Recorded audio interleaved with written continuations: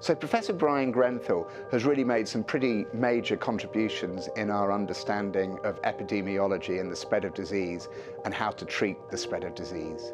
And that work really started with some remarkable science that he did around the dynamics of measles in the UK, why it spread in the way that it did, why the outbreaks occurred when they did, and how and why the vaccination program was successful.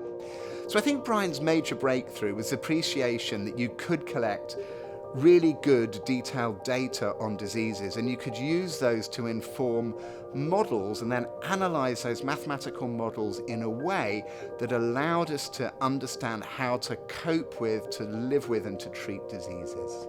So Bryan's work has actually really inspired me, even though I don't work on diseases, but the general approach to collect very detailed data and to build quite complicated models that we can then analyse in ways that Bryan has helped pioneer to understand general biological processes, both in ecology and evolution.